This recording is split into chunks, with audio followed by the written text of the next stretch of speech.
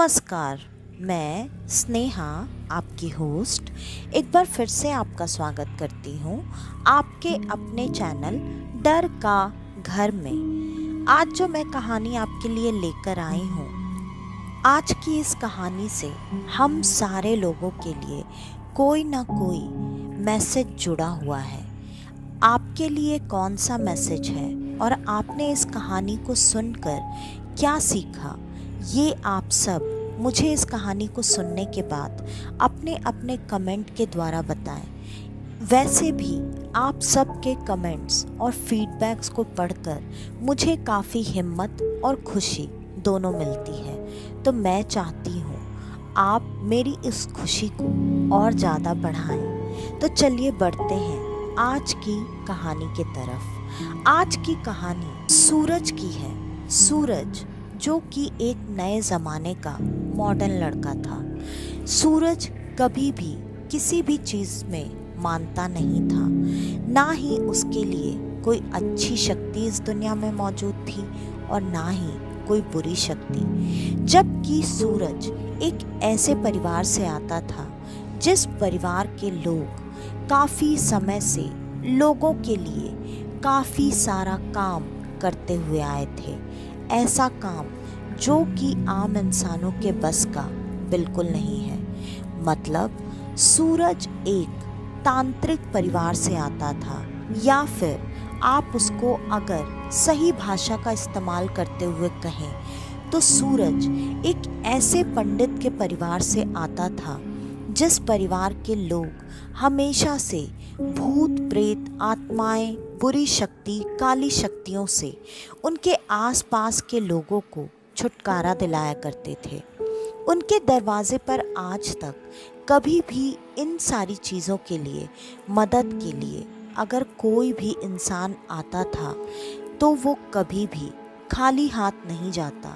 निराश होकर उनके दरवाजे से कोई लौट जाए, ऐसा तो आज तक कभी नहीं हुआ था।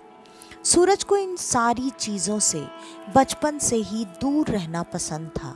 इसलिए सूरज ने काफ़ी छोटी उम्र में ही अपने घर वालों से ये मांग की थी कि उसे बाहर शहर दूर जाकर रहना और पढ़ना है। घर वालों ने भी इन चीज़ों को समझते हुए कि बच्चे का अगर इन चीज़ों में इंटरेस्ट नहीं है तो उस पर ज़्यादा दबाव ना बनाते हुए उसे इन चीज़ों से दूर ही करने में भलाई है।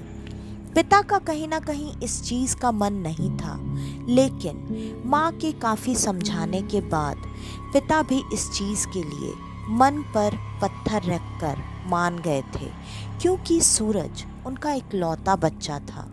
उनकी सारी उम्मीदें सिर्फ और सिर्फ सूरज से ही जुड़ी हुई थी और वो ये चाहते थे कि उनकी इस विद्या को हमेशा उनके परिवार का कोई ना कोई सदस्य आगे बढ़ाए।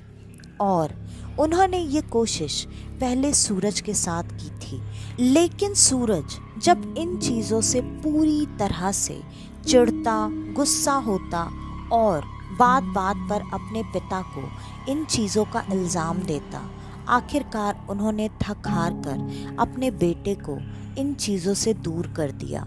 उनके बाद की उम्मीद सिर्फ और सिर्फ उनका भाई था और उन्होंने अपने भाई को इस विद्या में निपुण करने की बहुत कोशिश की।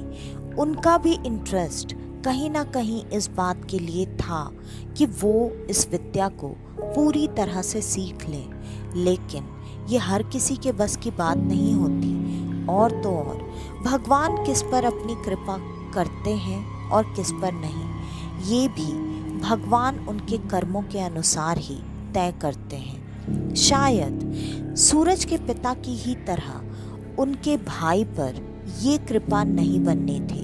उन्होंने काफ़ी कोशिशें की, सिद्धियां भी थोड़ी बहुत हासिल कर ली, लेकिन उनसे वो पूरी शक्तियां अर्जित करना नहीं हो पाया जैसा कि उनके भाई ने कर रखी थी। आखिरकार इन्हीं सारी चीज़ों के वजह से एक समय के बाद उनकी मृत्यु हो गई थी और ये बात सूरज को नहीं बताई गई थी। सूरज को यही बात पता थी कि उसके चाचा की मृत्यु सामान्य तरीके से हुई थी, क्योंकि वैसे भी सूरज इन चीज़ों से काफ़ी चिढ़ता था, गुस्सा होता था। इस वजह से सूरज को इन चीज़ों से दूर ही रखना सबने सही समझा। आखिरकार कुछ साल बीत चुके थे। सूरज अब काफ़ी बड़ा समझदार हो चुका था। पिता के मन में वापस से एक बार उम्मीदें जाग गई। उन्हें लगा कि सूरज अब शायद इन चीज़ों को सीखने, समझने और जानने के लिए तैयार हो सकता है। सूरज एक बार शहर से अपने घर आया था, अपने पिता और माँ से मिलने के लिए। और बातों ही बातों में सूरज ने अपने माता पिता को अपनी पसंद नापसंद बतानी शुरू की। अक्सर ऐसा होता है कि जब बच्चे माता पिता से बहुत समय तक दूर रहते हैं तो माता पिता को बच्चों की पसंद नापसंद ये उनसे ही जाननी पड़ती है। सूरज ने बताया कि उसे अब हॉरर मूवीज़ देखना बहुत ज़्यादा पसंद है। सूरज वो बहुत मन से देखता है। डर तो लगता है लेकिन उसे देखना पसंद है। क्यों, किस लिए, कैसे, ये बात उसे भी नहीं पता, क्योंकि बचपन में एक समय तक सूरज की ऐसी हालत थी कि वो घर के बाहर अगर थोड़ा भी अंधेरा है वहाँ जाना तक पसंद नहीं करता था। सूरज इतना डरपोक था। आज जब सूरज के मुंह से ये बात उसके पिता ने सुनी, पिता के मन की उम्मीद थोड़ी और बढ़ गई। उन्हें ऐसा लगा कि शायद ये इन चीज़ों को थोड़ा बहुत तो समझने लगा है, इसलिए वो ऐसी चीज़ों को देखना और जानना चाहता है। उसके पिता इन सारे कार्यों के साथ साथ काफ़ी सारे अलग अलग कार्य भी करते थे। यहाँ तक कि वो पंडितों के समाज के अध्यक्ष भी थे और सारे पंडितों में उनकी काफ़ी इज्जत थी। हर कोई उनकी बात सुनता, मानता। वो जो बात कह देते वो बात उन सब के लिए आज्ञा ही होती थी। जो बात बिना किसी सवाल जवाब के सब लोग पूरा किया करते थे। सूरज के ऐसा कहने पर पिता ने सूरज से कहा, बेटा तुम आजकल मूवीज़ देखते हो तो तुम क्या इन सारी चीज़ों को सच में लाइव देखना पसंद करोगे? और सूरज ठीक आजकल के बच्चों की ही तरह था। सूरज को भी लाइव एक्सपीरियंस करने का मन हो गया। कैसे वो पता नहीं, लेकिन उसके पिता को उसने ये बात सुनते ही तुरंत हाँ कर दी। सूरज के पिता भी इस बात को सुनकर काफ़ी खुश हो चुके थे और सूरज ने अपने पिता के साथ उनके बोले हुए जगह पर जाने का फैसला कर लिया। आज पहली बार सूरज के पिता इतनी उम्मीदों से, इतने खुशी खुशी सूरज को अपने साथ लेकर जा रहे थे, जहाँ पर वो एक इंसान की ऐसी ही चीज़ों से मुक्ति का काम करने वाले थे। उन्होंने इन कार्यों के लिए एक अलग सी जगह बनाकर रखी थी, जो जगह पूरी तरह से शुद्ध थी। ऐसी शक्तियों से अगर आपको आसानी से मुक्ति पानी हो तो ऐसी जगह बहुत ज़्यादा काम करती है इन शक्तियों से मुक्ति पाने के लिए। मतलब अगर कोई जगह पवित्र शक्तियों से घिरी हुई हो तो वहाँ एक तो ऐसी कोई नेगेटिव और बुरी शक्ति घुस नहीं सकती, और अगर आप उसे बाहर निकालने या मुक्ति के लिए या ख़त्म करने के लिए ऐसी जगहों पर लेकर आते हैं तो आपके लिए ये क्रिया करना ज़्यादा आसान हो जाता है। और सूरज को आज जब वो उस जगह पर अपने साथ लेकर गए, वहाँ पहले से 4 लोग बैठे हुए थे जो कि इसी कार्य को करवाने के लिए पंडित जी के पास आए थे। और पंडित जी ने एक एक करके सबको बुलाना शुरू किया और सूरज को सामने बिठाकर कहा, बेटा अभी मैं जो भी करने वाला हूँ उन चीज़ों में तुम कुछ भी ना तो बोलना और ना ही करना। तुम यहाँ पर बैठे हो और इस जगह को छोड़कर तब तक मत हटना जब तक कि मैं तुम्हें ना बोलूं। भले ही वो पूरी जगह शुद्ध हो, अभिमंत्रित हो, लेकिन ये आप पर भी डिपेंड करता है कि आप किस तरह से इन चीज़ों के चपेट में आ सकते हैं या नहीं आ सकते। और इसी बात को ध्यान में रखते हुए सूरज के पिता ने सूरज को ये सारी बातें समझाई थी।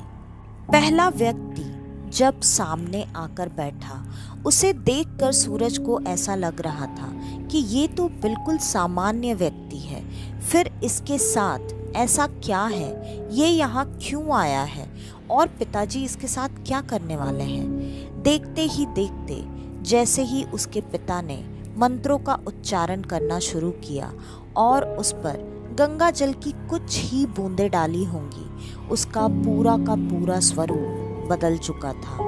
वो अपने अंदर की शैतानी शक्ति को वहां पर चाह कर भी छुपा नहीं पाया और सूरज के सामने अब ऐसी चीजें होने लगी जो कि उसने आज तक सिर्फ और सिर्फ फिल्मों में ही देखा था।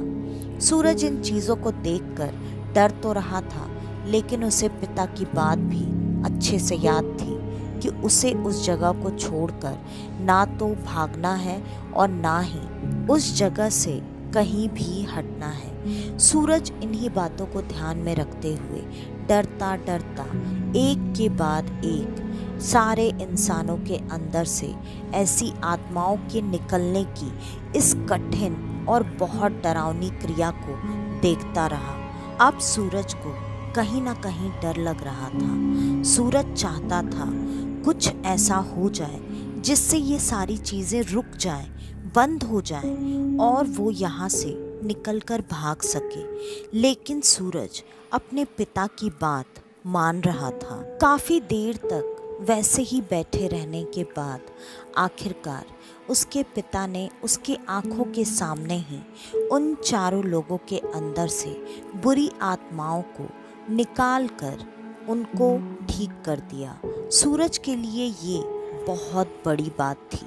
सूरज इन चीज़ों को देखकर कहीं ना कहीं हक्का बक्का रह चुका था, लेकिन आज उसके मन की सारी सोच बदल चुकी थी और अब वो अपने पिता के साथ जब घर जा रहा था तो वो पूरे रास्ते बिल्कुल चुपचाप सा अपने पिता के साथ जा रहा था।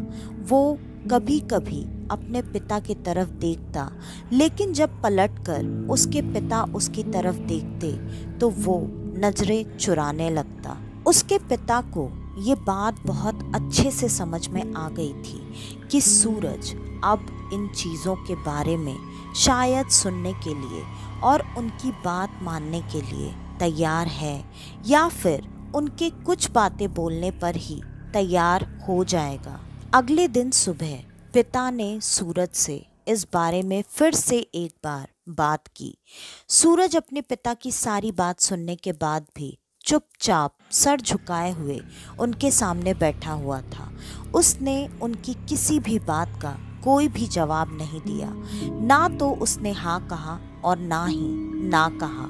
लेकिन उसके पिता को ऐसा लगा कि सूरज शायद जब इन विद्याओं को हासिल करने लगेगा तो उसका अपने आप जो भी थोड़ा बहुत मन बचा हुआ है वो भी बदल ही जाएगा, क्योंकि जब आपके ऊपर दैवीय कृपा होती है तो अच्छे से अच्छा इंसान बदलने में वक्त नहीं लगाता।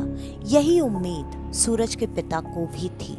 अगले ही दिन से उन्होंने सूरज की इन सारी साधनाओं की क्रिया शुरू कर दी। सूरज ने भी ना नहीं कहा।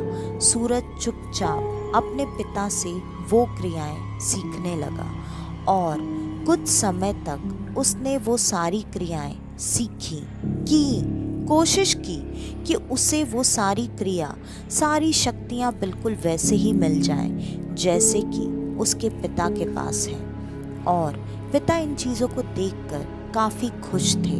उन्हें काफ़ी अच्छा महसूस हो रहा था कि अब उनका जो भी उत्तराधिकारी बनना चाहिए था वो बनने वाला है। और कुछ ही समय में पिता ने सूरज से एक ऐसी बात कही जिससे सूरज आज फिर से एक बार डरने लगा। पिता ने कहा, बेटा, तुम्हारे और मेरे पास अब ज़्यादा वक्त नहीं है। तुम्हें जो भी बाकी की बची हुई विद्याएं हैं वो जल्दी से जल्दी हासिल करनी पड़ेगी। इस पर सूरज ने कहा, क्यों पिताजी, आप ऐसा क्यों कह रहे हैं? पिता ने कुछ भी ना कहकर सिर्फ मुस्कुराते हुए उसकी तरफ बड़े प्यार से देखा और कहा, बेटा, जब सही वक्त आएगा तो तुमको सारी चीज़ें अपने आप समझ में आ जाएंगी। ये बात सूरज को बिल्कुल नहीं समझ में आई। सूरज अपनी पूरी कोशिश कर रहा था सारी विद्याओं को जल्दी से जल्दी सीखने की, हासिल करने की, लेकिन देखते ही देखते पिता का दिया हुआ वो समय भी व्यतीत हो चुका था। और एक दिन जब सूरज की आँख खुली तो उसके पिता की मृत्यु हो चुकी थी। अब सूरज काफ़ी अकेला महसूस कर रहा था, क्योंकि अचानक से जिस चीज़ के लिए सूरज बिल्कुल तैयार नहीं था, वो सारा का सारा कार्यभार अब सूरज पर आ गिरा था। सूरज को अब कुछ ही समय बाद से अपने पिता की जगह भी संभालनी थी। यही बात उसके पिता के अंतिम संस्कार में आए हुए सारे पंडित, ब्राह्मण, ज्ञानी एक ही बात कह रहे थे कि वैसे भी तुमने पूरी शिक्षा ग्रहण की नहीं की, इससे कोई फ़र्क नहीं पड़ता है। इससे फ़र्क बस इतना पड़ता है कि ये तुम्हारी सोच है। वैसे भी तुम्हारे पिता के सारी सिद्धियां तुम्हें वैसे ही मिल जाएंगी, क्योंकि तुम ही उनके असली उत्तराधिकारी हो। और इस बात से सूरज को कहीं ना कहीं अब अंदर ही अंदर घबराहट हो रही थी। देखते ही देखते सारी क्रियाविधि सब पूर्ण हो चुकी थी और लगभग 1 महीना बीतने के बाद आज पहला दिन था जब सूरज को अपने पिता की क्रिया अकेले करनी थी। सूरज भी उसी स्थान पर पहुंच चुका था जहां उसके पिता ये क्रियाएं किया करते थे। सूरज को शुरुआती तो सारी चीज़ें पता थी। सूरज ने उस तरीके से 1 से 2 लोगों की जो भी विधि अनुसार आत्माओं से मुक्ति करानी थी वो कराई, लेकिन हर आत्मा, उसकी शक्तियाँ एक जैसी हो ऐसा ज़रूरी नहीं होता। यही सूरज के साथ होने वाला था। आज उसके सामने एक ऐसी आत्मा थी जो कि क्षण भर में कुछ भी कर सकती थी। सूरज को उसकी ताकत का अंदाज़ा नहीं हुआ और सूरज ने एक सामान्य आत्मा समझकर उसका निवारण करना शुरू किया। जब सूरज ने ये क्रिया शुरू की तब सूरज को बिल्कुल समझ में नहीं आया कि ये क्रिया सामने वाली आत्मा पर काम नहीं कर रही है। सूरज अपने मंत्रों का जाप करता रहा और तो और सूरज को सारी सिद्धियां अभी प्राप्त नहीं हुई थी। सारी शक्तियां उसके साथ उसकी मदद के लिए भी नहीं थी। जो भी थोड़ी देर तक वो उस आत्मा को रोक पाया उसका कारण था सिर्फ वो स्थान जो कि उसके पिता के मंत्रों द्वारा वहाँ शुद्ध करके बांधा गया था। और सूरज को अब समझ में नहीं आ रहा था। उसके लगभग 1.5 घंटे की कोशिशों के बाद भी जब उसके काबू में वो आत्मा नहीं आई तब वो थक चुका था, हार चुका था। अब उसे आगे क्या करना है ये बात उसे समझ में नहीं आ रही थी। जब सूरज ये क्रियाएं करते करते थक चुका था तब अचानक उसे अपने पिता की कही हुई एक बात याद आई कि जब कोई आत्मा बहुत शक्तिशाली हो और वो तुम्हारे काबू में ना आ रही हो तो उसके लिए तुम्हें सिर्फ एक कार्य करना है। तुम्हें उसे इस जगह पर किसी भी तरीके से बांध कर रख लेना है। इस जगह की शक्तियाँ उसे इस जगह से निकलने नहीं देंगी। ये कार्य सूरज को करना नहीं आता था और उसने ये गलती कर दी। उसने उस आत्मा को उस शरीर से निकालकर उस जगह में बांधने की कोशिश की। उस क्रिया में कुछ चूक हो जाने के वजह से वो आत्मा उस शरीर को तो छोड़ चुकी थी, लेकिन वो उस जगह पर बंद ही नहीं, वो उस जगह में अलग अलग तरीके से भ्रमण करके तबाही मचाने की कोशिश करने लगी। ये तो शुक्र था उसके पिता की शक्तियों का कि वो वहाँ पर नुकसान नहीं पहुँचा पा रही थी, लेकिन सूरज का भी कवच इतना मजबूत नहीं था, क्योंकि सूरज को सारी साधनाएं, सारी सिद्धियां पूर्ण रूप से नहीं मिली थी। आखिरकार सूरज अगले दिन जब अपने घर पर उठा, तब सूरज की हरकतें आज ठीक वैसी ही थी जैसी कि उस व्यक्ति की थी जब वो वहाँ पर आई थी। सूरज से ऐसी क्या गलती हो गई उस कमरे में, जिसके वजह से उस आत्मा ने उसी के शरीर को धारण कर लिया और अपना निवास स्थान बना लिया।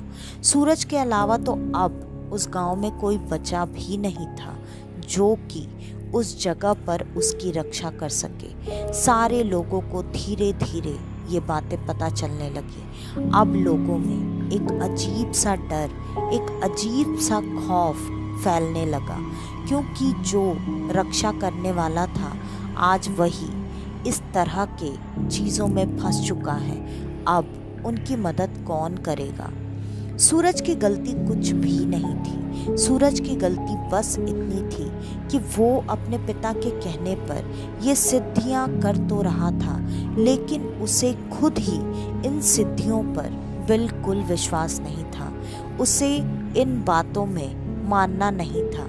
उसने सिर्फ अब ना चाहते हुए, क्योंकि वो बड़ा हो चुका था, समझदार हो चुका था, जिससे उसे ऐसा लगा कि अब उसे अपने पिता से बहस नहीं करनी चाहिए, उसे कोशिश करनी चाहिए। कोशिश भी शुरू की सूरज ने, लेकिन सूरज को ऐसी दैवीय शक्तियों पे बिल्कुल भरोसा नहीं था। सूरज ने आत्माओं को देखा, उसे काली शक्तियों पर भरोसा हो गया, लेकिन उसने दैवीय शक्तियों को नहीं देखा, क्योंकि किसी भी शक्ति का उसे प्रत्यक्षीकरण होता उससे पहले ही उसके पिता की मृत्यु हो चुकी थी। सूरज का विश्वास इसलिए पूरी तरह से इन शक्तियों से डगमगाया हुआ था। आप कभी भी अगर अपने खुद के भगवान पर पूरी तरह से भरोसा नहीं करेंगे तो भगवान भी पूरी तरह से आपकी मदद नहीं करते। यही सूरज के साथ हुआ था। उसने सारी क्रियाएं अपने हिसाब से सीखी, लेकिन किसी चीज़ पर विश्वास नहीं किया। कुछ ही दिनों में सूरज की भी उसके चाचा की तरह मृत्यु हो चुकी थी, और फिर उस गांव में इस तरह की विद्या फिर ना तो कभी किसी ने सीखी और ना ही कभी किसी को आई। हाँ, ऐसी कोई मुसीबत आती तो उससे निवारण के लिए वो आसपास के गांव में मदद के लिए जाया करते थे। तो आज की ये कहानी यहीं पर ख़त्म होती है। आपको हमारी आज की ये कहानी कैसी लगी हमें कमेंट करके ज़रूर बताइएगा, और अगर आपको हमारी ये कहानियाँ पसंद आती हैं तो ज़्यादा से ज़्यादा हमारी इन कहानियों को शेयर करें। अगर आप हमारे इस चैनल पर आज पहली बार आए हैं तो हमारे इस चैनल को लाइक, शेयर और सब्सक्राइब करना बिल्कुल ना भूलें। जैसा कि मैंने आपको पहले भी बताया था, मैं 25 तारीख को रात 8 बजे लाइव आने वाली हूँ। तो मैं मेरे सारे दोस्तों से रिक्वेस्ट करती हूँ, आप ज़्यादा से ज़्यादा उस लाइव सेशन को ज्वाइन करके मुझे अपना फीडबैक दें और मुझसे ढेर सारी बातें करें। तो आज के लिए बस इतना ही। मैं स्नेहा, आपकी होस्ट, आज के लिए लेती हूँ अलविदा। वापस से आपसे मिलने आऊँगी और आप सबको लेकर जाऊँगी कुछ जाने अनजाने किस्से कहानियों के सफ़र पर, आपका अपना डर का घर में। तो तब तक के लिए नमस्कार।